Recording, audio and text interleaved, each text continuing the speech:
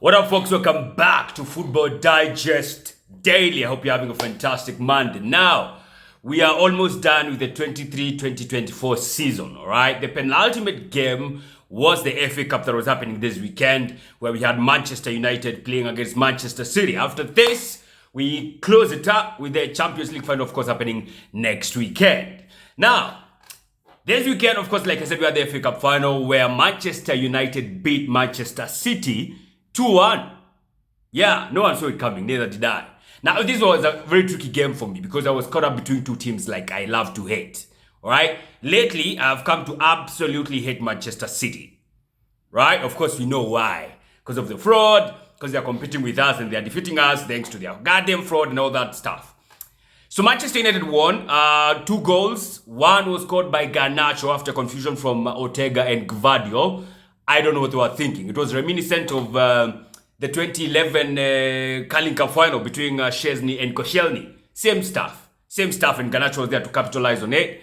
The second one was a well-worked goal, man. From Nyaassh to a great assist by Bruno Fernandes and Kobe Mainoo slotting it to make it 2-0. And you're like, what is going on here? Because I didn't see that one coming. Well, throughout the game, of course, you could see there were spells of or hints of Manchester United. Of course, Manchester United are always great on the transition, on the counter-attack.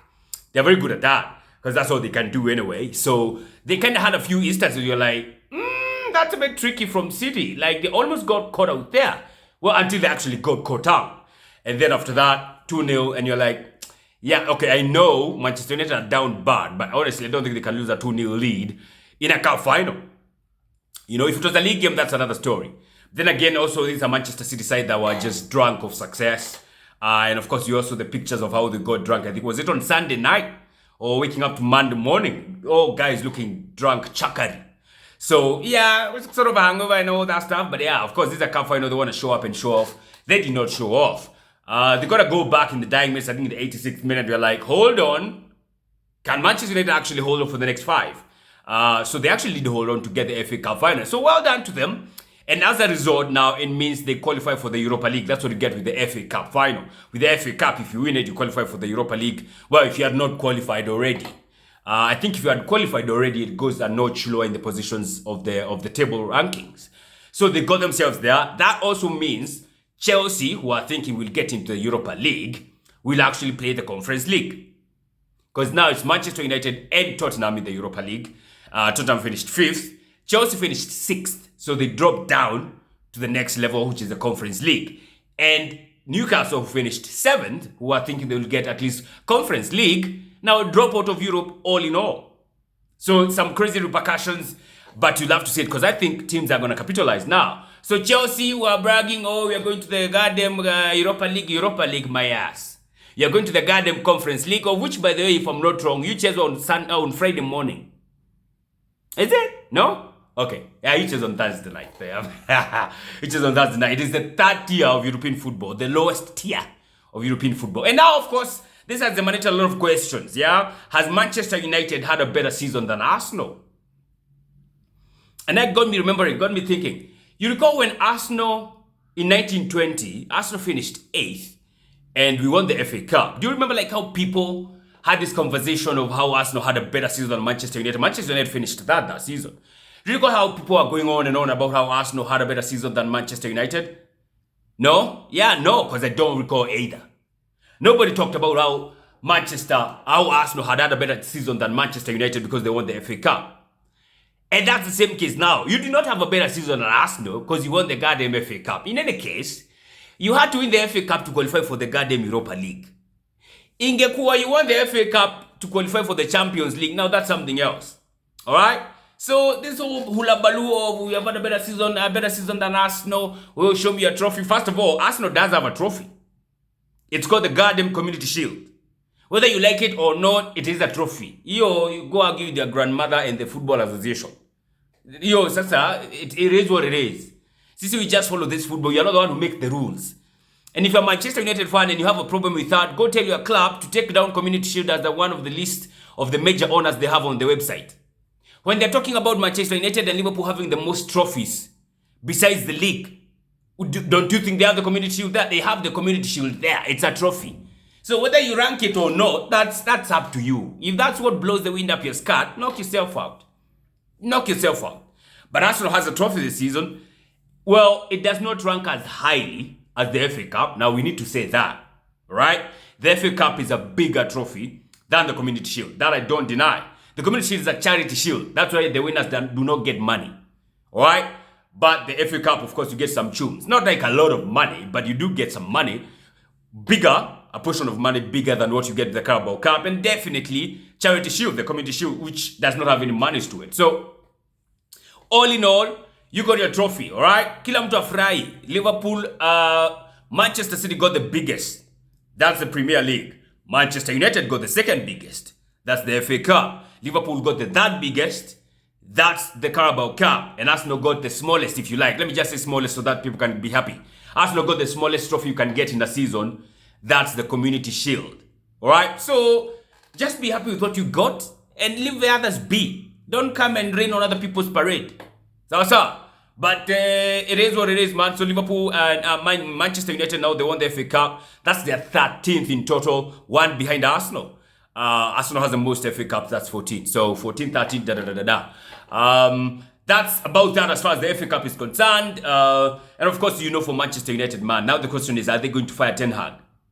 And Ten Hag was hit with a barrage of questions in the post-match interviews and conferences that he was making. Being asked what he thinks about the job being online, if he's gonna get fired, how the guys played well today, and like what we have seen all season long, because they have been terrible throughout the season. Yeah, so he faced a lot of questions, you know, and of course he was just dodging. And you feel pity for him, man. Imagine in 2 seasons you win 2 cups, and especially the second one when you are really disjointed, you win the FA Cup, the second biggest trophy in England, and they still fire you. And I'm like, what are they smoking over there? Don't they like progress at Manchester United? It's a bit crazy when you think about it. So let's wait and see, because you know, reports had it that he was gonna get fired regardless of what happens in the FA Cup final. Either he wins it or he doesn't. They're going to fire him, like how Pochettino was fired. Pochettino was fired during the week, and now I understand the list of the potential replacements for Poch has come down to 2 guys: Maresca, who is a Leicester City manager, and who's the other guy? Thomas Frank for Brentford. And I'm like, what? Maresca, who has had one outing at a championship club. Of course, they have promoted. He's got that club promoted. Who used to be an assistant to Pep Guardiola. Now they want to give him the job at Chelsea. And you know how Chelsea operate. I'm like, what are they smoking over there? Honestly, I don't get it. Really, I don't. Then there's Thomas Frank. I don't know what's going on at Chelsea, man. I don't know. First of all, I don't even know why they fired Pochettino. That was a weird move, if you ask me. Absolutely weird. But it's Chelsea, man. You can expect anything with those guys. So that's just about that. The same thing with Vincent Kompany getting a job at Bayern Munich. What is going on? Same thing with Xavi getting eventually fired at Barcelona after they said they're not going to fire him. Then they fired him. They said he's going to leave at the end of the season. Then he rescinded, or they rescinded. Then they fired him again. What is going on? Crazy stuff. It's just like what was happening at the Monaco Grand Prix. The Monaco Grand Prix happened on Sunday yesterday. And the first time, I think in 93 years, if I'm not wrong. Was it 93 years? How many years? First time in a long time, there was a Monegasque winning the race. Charles Leclerc. Charles Leclerc won the race, of course. The second one was Piastri, and the third was, who was third? Not Sainz, who was third? Can we go to that guy? Yeah, so Charles Leclerc is a Monegasque, and he won, of course, the race, but of course the headlights is the crash, man. There was a big-ass crash that happened in the first lap. They had not even gone quarter way of the lap. They had not even gone quarter way. Kevin Magnussen, with some stupid ass move, crashed into Sergio Perez, crashed into Hülkenberg, and those guys had to pull out. All of them delayed for a whole, was it almost 30 minutes? Yeah, almost 30 minutes, man. And of course, that's just about that with F1. Of course, Max Verstappen, I think, finished 6th or 5th there, if I'm not wrong. The second time he has not won a race this season. So, yeah, at least he's not having a clean sweep this season. And like what is happening at the NBA? At the NBA in both ends, in the eastern end and the western end, it's becoming a clean sweep. Celtics are wiping the floor with the Indiana Pacers. The same thing with Dallas Mavs. They are wiping the floor with Minnesota Timberwolves. I'm like, it's 3-0 each. So today, well, waking up to tomorrow morning on Tuesday is when Boston Celtics play could be the last game with Indiana Pacers. If Pacers don't win that one, it's a clean sweep for Boston Celtics to bag the Eastern Conference and go to the NBA Finals. The same shit with waking up to Wednesday. We're going to be having now Dallas Mavericks up against Minnesota Timberwolves. If they win that one, whoop, clean sweep all the way to the NBA Finals. It's looking terrible. Also in Kenya, we had, of course, the Mozzart Cup happening. We had Kenya Police up against AFC Leopards. That game did not end because of crowd trouble, apparently, from AFC Leopards fans. Game ilisha dakika 60. Kenya Police were leading 1-0. And that last 30 minutes will apparently be played today with no fans. So let's see how that's going to go down for AFC Leopards. On the other end, we have K-Sharks losing to KCB on penalties. So KCB, one of the finalists, we'll see if Kenya Police can maintain their lead and go all the way to the finals for the Mozzart Cup. That's just about that as far as sports are concerned, or sports is concerned this weekend. Also, we had in Germany like DFB Pokal, if you keep an eye on that one. DFB Pokal, we had Bayer Leverkusen winning against Kaiserslautern. They won 1-0 to get a double. They did not bag a treble because they lost to Atalanta during the week in the Europa League final. Elsewhere, what happened elsewhere? WWE King of the Ring. We had a few matches. We had Jade Cargill and Bianca Belair maintaining their tag team championship for women. Becky Lynch lost the women's WWE championship for women to Liv Morgan. Courtesy of Dominic Mysterio, that Damas. We had Gunther winning the King of the Ring by beating Randy Orton, which was a bit controversial because it seems like Randy Orton's shoulders were not entirely on the floor when he was getting pinned. So it was not a clean pin. But controversial when you look at the VAR of wrestling. It was not clean. So maybe they'll have a rematch. Time will tell. Nia Jax won against Lyra Valkyria. I hope that's how her name is pronounced. She's beautiful. Oh my God. I have a crush on her. I ain't gonna lie. She won against, she lost to Nia Jax. So Nia Jax is the queen of the ring.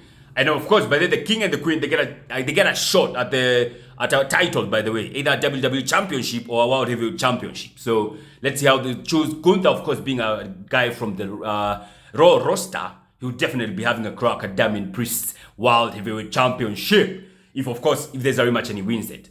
Elsewhere, we had Cody Rhodes up against Logan Paul, and he won against Logan Paul. Nothing much to write home about as far as Cody Rhodes is concerned. There's a big talk of Jacob Fatu coming in for the bloodline or to the bloodline.